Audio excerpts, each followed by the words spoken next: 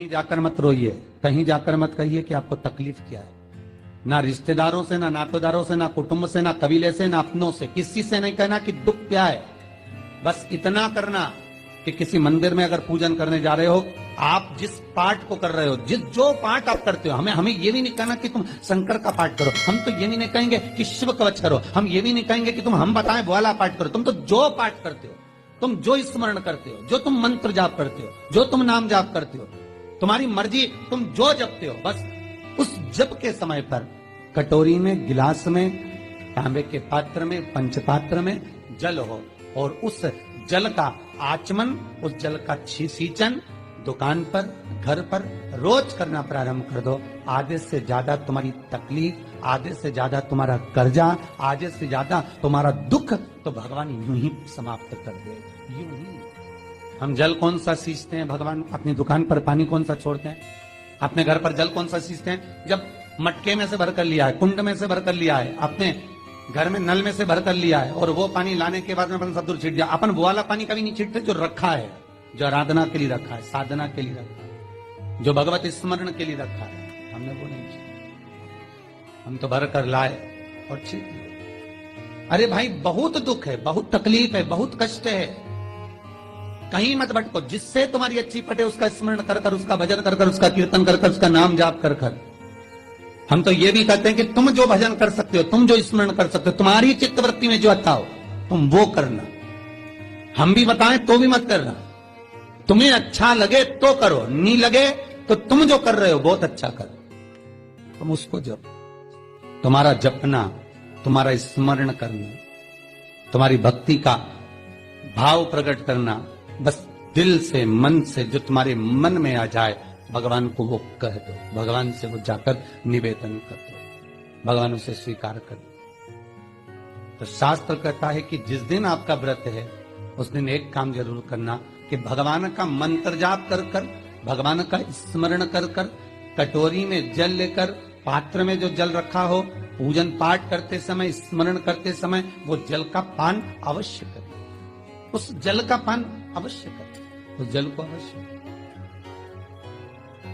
क्या होता है जल का पान करने से? शिव महापुराण की कथा कहती है,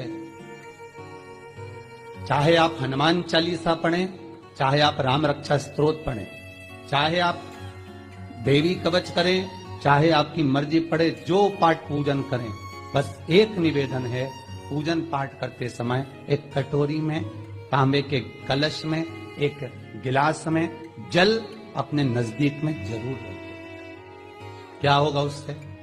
आप जितना पाठ करेंगे, आप जितना पूजन कर रहे हैं, आप जितनी आराधना कर रहे हैं, आप जितनी साधना कर रहे हैं, आप जितना तप कर रहे हैं, आप जितना हनुमान चालीसा, दुर्गा चालीसा, राम रक्षा स्तोत्र, यमुना अष्टक, गोवर्धन चालीसा, जो भी आप जप रहे हैं, जो भी आप सर्वोत्तम जी का पाठ करें, आप जिस भी पाठ को कर रहे हैं, उस पाठ को करते समय अगर जल तुम्हारे पास में रखा हुआ है तो तुमने जब पाठ किया तो उसका जो तात्विक अंश है वो जल के अंदर जाएगा और वो जल जब हम ग्रहण करेंगे तो हमारा जीवन आनंदित हो जाए। पहले के संतों को उठाकर देखिए, पहले के साधुओं को उठाकर देखिए, पहले के तपस्वियों को उठाकर देखिए।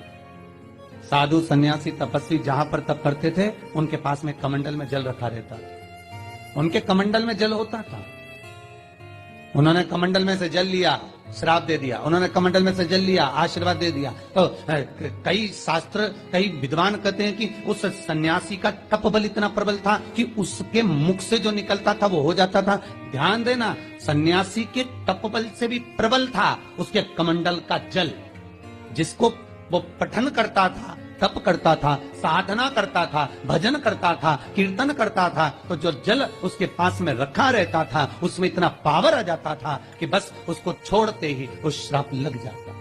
किसी मंदिर में जाए, किसी देवालय में जाए, किसी तीर्थ में जाए, उस मंदिर का जल, तीर्थ, उस मंदिर का कुंड का आनंद भाव लिया जाए। भाई, भारत की भूमि पर जितने मंदिर हैं, भारत की भूमि पर जितने तीर्थ हैं, सारी नदियां, कुंड, तालाब, छोटे छोटे सरोवर, बावड़ियां, ये सब मंदिर के पास में ही क्यों बनवाए गए? ये कुंड, ये बावड़ियां, ये तालाब, ये सरोवर, ये कुएं, ये सब मंदिर के करीब में, तीर्थ के करीब में क्यों बनाए गए? उसका कारण केवल इतना है। और क्यों इतने पवित्र होते हैं? क्योंकि वहां भजन करने वाला, वहां साधना करने वाला, वहां स्मरण करने वाला, वहां कीर्तन करने वाला, वहां मंत्र जाप करने वाला, वहां नाम जाप करने वाला जब जप करता है, साधना करता है, पाठ करता है, तो उसका तेज पुंज उस जल में चला जाता है। उस जल का पावर इतना प्रबल होता है कि जीव अपने आप कल्याण हो जाता है। मात्र स्नान से, मात्र पूजन से, मात्र तर्पण से, मात्र आचमन से। शिव महापुराण तो यहां तक कहती है कि आप शंकर भगवान को जल चढ़ाएं, थोड़ा सा जल पात्र में रख लें। जहां पूजन कर रहे हैं, जब थाली से पूजन, पहले सबसे पहले तो जल ही चढ़ाओगे ना, जल चढ़ाने के बाद उस पात्र को रख लें, थोड़ा सा पानी उसमें बचा लें, 2-4 बूंद, 8 बूंद, 15 बूंद, 20 बूंद, 1 चुलो, थोड़ा सा। भगवान शिव की आराधना करी आपने, दिया बत्ती करा, पूजन करा, आराधना करी, मंत्र जाप करा, घंटी का नाद करा, और भी लोग आए, उन्होंने भी भगवान का नाम लिया। जब घर की ओर प्रवेश करें, पूजन की थाली जब लेकर चलें, तो जो कलश में जल हो उसका आचमन कर लें या अपने ऊपर छीट लें, उससे सुख का अनुभव होता है। स्कंद पुराण कहती है मनुष्य के जीवन के दुख को समाप्त करने में जल की परिभाषा प्रबल है। हेलो एवरीवन, कैसे हैं